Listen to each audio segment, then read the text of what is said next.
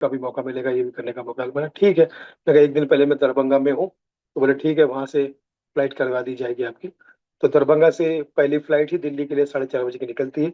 और बैग मैंने जानबूझ के छोटा रखा था, क्योंकि मैं नहीं चाहता था कि वो चेक इन में टाइम लग जाए, और उसमें फिर तो मैंने छोटा सा बैग बना के उसमें जो जरूरी कपड़े थे वो मैंने डाले। कुछ एक दो चीजें मेरी वहाँ दरभंगा में रह भी गई। बाद में मैंने एक दोस्त वहाँ पे राजू नाम का था, उसको बोला कि ले लेना, लेकिन वो भी बेचारा भूल के नहीं ले पाया। एनीवेज, तो फिर मैं जैसे तैसे दिल्ली पहुंचा। दिल्ली के बाद मैंने उनको फोन किया, तो वो बंदा, एक ड्राइवर था इनोवा वाला, उसने मुझे सामने पार्किंग में बुला लिया, जो फर्स्ट फ्लोर की पार्किंग है वहां पर मैं गया। और वहां से हम लोग निकल पड़े। तो रास्ते में मैंने उनको कहा, भाई कोई अच्छा से कोई चाय की दुकान या कोई ऐसी चीज हो तो मुझे बताना, मुझे दवा भी खाना, ठीक है, ओके। और पी लो, मैंने ऐसा लगा लिया। और उसने कहीं एक जगह पे रोका, तो मैंने बैग ही उठा लिया। मैंने कहा उठा के निकालता हूँ बैग में से दवा। तो दवा निकाल के खा ही रहा था कि इतने में टैप हुआ पीछे से। बोले अरे सर सुनील जी कैसे हैं आप? बोले कौन? बोले यार सर आपके फैन है। एक कलरफुल चश्मा लगा हुआ था एक बंदे का। तो बोले सर हम छोटे मोटे, हम भी आपके फैन है, ये है वो है। सर ये जो छोटी सी गाड़ी है ना, ये भी मेरी है, जरा आइए ना सर देखिए ना। गाड़ी के उस तरफ एक आदमी टेका लगा खड़ा था, एक ड्राइवर उस सामने बैठा हुआ था। और मुझे बोला दर देखिए, दरवाजा खुला, अंदर मुझे ढकेल दिया। और गाड़ी, और साथ में बैठ गया, जोम से गाड़ी निकल पड़ी, और मेरे मुंह पे मास्क लगा दिया, सब चीजें, कि भाई अब तुम हिलना डुलना मत, अभी तुम्हारे तुम्हारा किडनैपिंग हो चुका है, अब शांत रहना, क्योंकि हमारे पास बंदूक भी है, हमारे पास चाकू भी है, हम आप पे जानलेवा हमला भी कर सकते हैं, चुप रहो बिल्कुल, ठीक है, ओके। एक दो गालियां भी दे दी, जैसे जैसे वो माहौल बनाते हैं, आपको पता ही हुआ है। और वो गाड़ी एक डेढ़ घंटा 2 घंटे के आसपास कहाँ जा रही कैसे जा रही, क्योंकि पट्टी तो मेरे आंखों पे थी, मुझे समझ में नहीं रहा कहाँ जा रही कहाँ जा रही। और वो अंधेरे में एक जगह पे मुझे लेकर गए ऐसे, ऐसे पकड़ के। फिर दो तीन लोग उनके वहां से भी आए, और मुझे एक तरफ इसने पकड़ लिया, एक तरफ इसने, वो चढ़ा रहे हैं। 2 बार सीढ़ियाँ चढ़ी, और एक कमरे में, अंधेरे कमरे में लेकर गए। और वहां मेरी पट्टी खोली, और सब आधे अधूरे दिख रहे थे, सबके मुंह पे कपड़ा बंधा हुआ था। और सब, अरे इधर इधर बैठ बैठ इधर, ऐसा वो जो चिल्ला चिल्ला के, हाँ ये हम तो, ये ले अभी तुझे दे देता हूँ, इंजेक्शन दे देता हूँ, जहर का इंजेक्शन दे देता हूँ। बोले भाई, दूसरा उसको पकड़ा, रही छोड़ अभी, रुकना रुकना थोड़ी देर अभी। दूसरा कह रहा नहीं नहीं नहीं भाई, एक काम कर, इसको बोरे में डाल के नदी में फेंक देते हैं, हम तो ऐसा भी कर देते हैं, ठीक है। मतलब वो डराने का पूरा माहौल बना रहे थे। तो मैंने कहा भाई, आप मुझे बताइए कि आप मुझसे चाहते क्या है, मुझे यहाँ पर क्यों लाया है? घबरा तो गया था मैं अंदर से बहुत ही ज्यादा, कि मुझे समझ में नहीं आता क्या हो रहा है, क्योंकि मैंने तसव्वुर भी नहीं किया था कि क्या होने वाला, ऐसा ऐसा होने वाला, ये मेरे दिमाग में भी नहीं था। मैं तो शो के लिए जा रहा था, लेकिन पता नहीं मेरे साथ में ऐसा ये क्या हो गया। तो फिर वो जैसे ही मुझे रूम में लेकर, मतलब मैंने उससे पूछा कि क्या चाहिए। तो बोले भाई, अगर जान बचानी है तो सुन ले कान खोल के, हमें पैसे चाहिए, वो नहीं मिले तो बेटा तू गया, ये है वो है, जो भी की तरह से। तो मैंने कहा भाई, क्या मतलब कितना पैसा चाह रहे हैं, क्या चाह रहे हैं?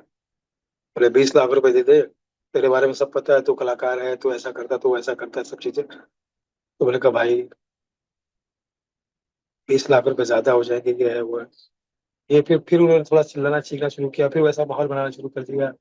फिर कोई धक्का देने लगा, कुछ करने लगा। फिर वो बोले एक काम करे, छोड़ छोड़ इसको, आराम करने दे, थका हुआ है, आराम करने दे। खाना खाएगा तू, क्या खाएगा? पनीर पनीर रोटी खाएगा, पनीर रोटी मंगा रहे इसके लिए जरा सा गर्मा गर्म। और खाना मंगाया गया, बोले आराम कर। 2 4 लोग मेरे बाजू में और भी सोए हुए थे, बोले ये सब रक्षा करेंगे, सुबह भागने की कोशिश मत करना, हम लोग गोली मार देते हैं, ये कर देते हैं, वो कर देते हैं, ठीक है, ओके। और बाहर से दरवाजा बंद करके चले गया। सुबह 8 बजे आसपास, 7 8 बजे आसपास सब लोग आए अंदर। सब लोग जाग गए, मुझे भी, मैं तो सोया ही नहीं था, मेरे तो खाली हल्की सी आंख ब्लिंक कर रही थी। और मैं सोच रहा था रात भर कि क्या हो रहा है यार, कैसे कहाँ फंस गया हूँ मैं, क्या होगा अब आगे, क्या होगा।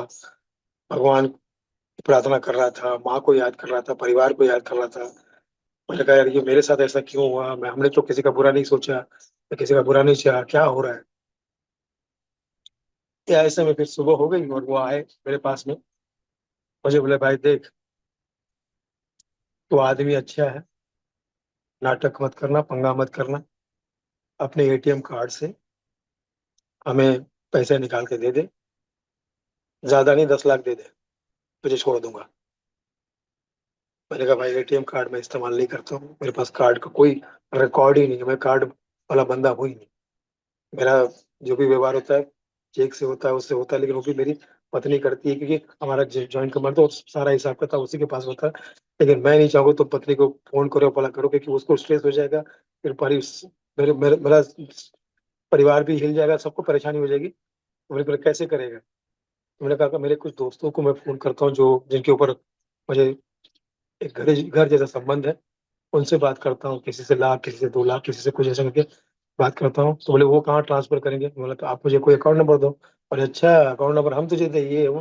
लेकिन बाद में फिर उन्होंने सोचा कि अभी सही बोल रहा है, इसके पास में इसके लिए कोई ऑप्शन नहीं है, तो बोले ठीक है, तुझे हम छोड़ रहे हैं, गाड़ी में बैठ जा, ये तुझे जहाँ लेके जाएंगे। कोई 2 4 5 लोग थे, और बोले वो जहाँ जब तुम बोलोगे वहाँ फोन करेंगे वो, और वहां से पैसा मंगाएंगे, और जैसे ही टारगेट पूरा हो जाएगा तो मैं हम शाम को फ्लाइट से, जैसे फ्लाइट से लाया था वैसे ही फ्लाइट से वापस भी कर देंगे।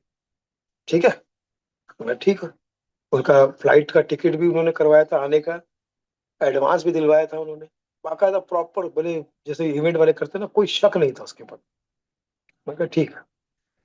तो मेरी आंखों में पट्टी बांध के फिर मुझे नीचे लेके गए, मुझे कार के पीछे वाले इनोवा सा जैसी गाड़ी, बहुत बड़ी गाड़ी थी, पीछे बिठाया, और मुझे ऐसा, मैं सोया हुआ था, बोले उठना नहीं, किसी को दिखना नहीं, ना किसी को दिखना ना किसी को देखना, जब हम बोलेंगे तब उठना, फोन करना। और फोन उन्होंने पहले झटके से ही ले गए। रात भर उनके पास फोन था, सुबह भी उनके पास फोन था, दिन भर उनके पास फोन था। जब उनको बात करनी होती थी तब वो मुझसे स्पीकर पे बात करवाते थे, किससे बात करनी, कैसे बात करनी, क्या बोलना है, किसको क्या बोलेगा। तो मैं बोला भाई बताइए, तो बोले उसको बोलना कि तुम को एक मेडिकल प्रॉब्लम हो गया है उसके लिए दे दो, फिर किसी को बोलना गाँव भेजना है उसके लिए भेज दो, मतलब कुछ और बताना। जाहिर सी बात है वो तो किडनैपिंग का तो बोलेंगे नहीं। तो मैंने ऐसे 4 5 दोस्त सुबह से सुबह से शाम तक ये डील चलती रही। उनको एक एक ट्रांजेक्शन में कम से कम 1 से 1.5 घंटा लगता था, क्योंकि पैसा मंगाना और फिर उनको अपने किसी में करना, फिर ये इसमें बहुत लंबा समय जा रहा था, क्योंकि वो तो टेक्निकली कर रहे थे, उनको कुछ छुपाना भी था, है ना। तो एक एक डील में तो ऐसा करते करते शाम के 6 बज गए। 6 बजने तक मैं वैसे ही पीछे सोया रहा, और मुझे उठने नहीं दिया उन्होंने। और जाते थे खूब, 2 लोग बैठे रहते थे, 3 4 लोग जाते थे, सब अपना काम करके वापस आते थे। और जब मेरी मेरी पट्टी खुलती थी तब अपने मुंह में मास्क बांध लेते थे। और जब मेरे आंखों में, तो फिर अपना वो रेगुलर करते थे, क्योंकि ऑन रोड तो वो पट्टी बांध के चलेंगे नहीं।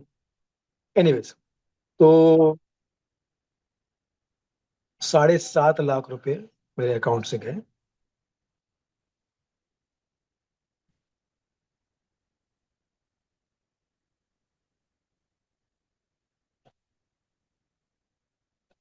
नहीं नहीं, मैं वहां से, जब उन्होंने मुझे छोड़ दिया तो उन्होंने 20,000 रुपये जेब में भी डाले।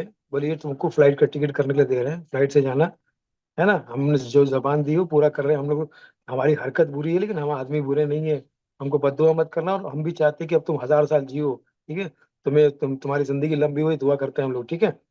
और ऐसा बोल के वो, और बोले अगर ये भी बोल रहे कि जीवन में कभी हुआ तो ये पैसे वापस भी कर देंगे, ठीक है। और पट्टी बांध के मुझे दरवाजे पे रोड पे खड़ा किए, बोले उस तरफ घूम जाओ, अभी हम निकल रहे हैं, तो 1 मिनट के बाद में पट्टी खोल देना। और जैसे, हाँ, जी, हम्म, जैसे ही रात को मैं 2 बजे घर पहुंचा, मेरा मोबाइल डेड था, तो घर पे पहुंचा, खाना खाया, और वाइफ के साथ में पुलिस स्टेशन गया। पुलिस में ये बात पहले से ही पता थी, क्योंकि वो पुलिस जाके वाइफ जाके वो पुलिस में बोल के आई थी कि ऐसा ऐसा कुछ हो रहा है, मुझे शक है। क्योंकि एक वन ऑफ द पर्सन ने ये बात बता दी कि सुनील जी पैसे मंगवा रहे हैं, मैं दे रहा हूँ, लेकिन मुझे लग रहा है कि कुछ शायद गड़बड़ है। तो फिर उसके तहत वो भी घबरा गई और पुलिस स्टेशन में गई। और पुलिस वाले को ये सारा इंसिडेंट हमने बताया है, ये निगरानी में पुलिस के चल रहा है मामला।